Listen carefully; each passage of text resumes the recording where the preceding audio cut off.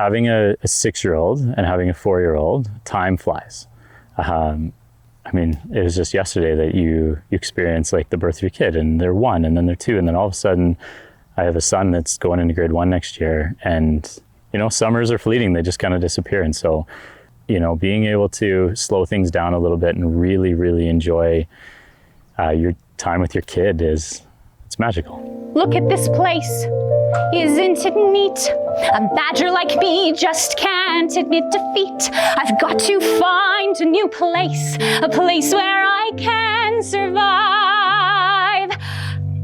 To sit there with my child for an hour or 45 minutes during a theater program and be entertained the entire time, and have my 6-year-old or 4-year-old entertained too. It was quite surprising. I aerate the soil for the plants, and I eat the rodents you call pests. And what do I get? Just evicted.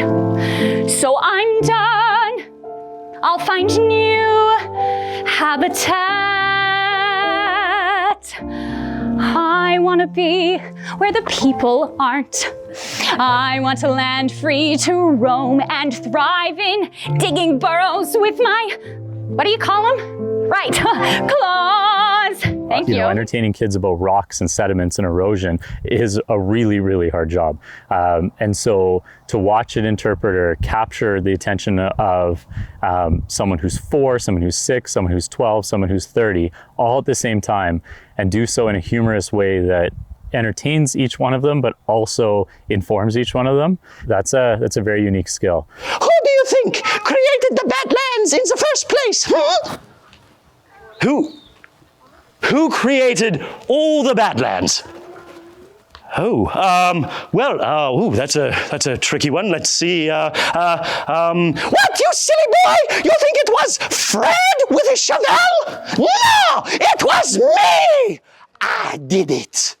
This is my masterpiece. And it also allows you to understand how precious sometimes the land that you're walking on truly is. Yeah, I'm kind of standing somewhere that's pretty important and has a lot more history than what I'm providing it.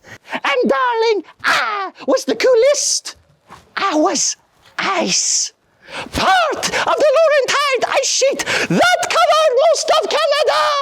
And in only 3 days, I carved this whole area out of the ground. Oh, it was glorious. It reminds you how important it is to take care of where we go.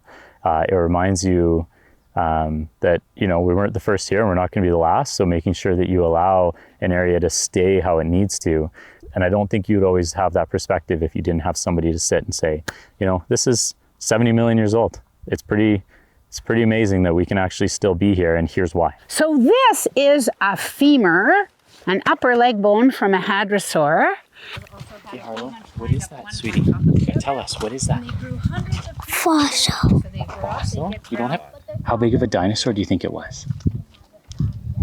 That big? Whoa. What part of his body do you think that was?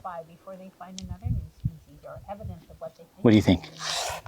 Seeing your child just watch in wonder and being able to watch your kid as they learn is quite a unique experience.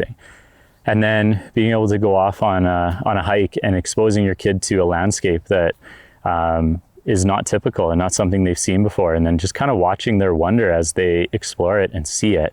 You pause and you take that picture of that moment in your mind, and it never really goes away.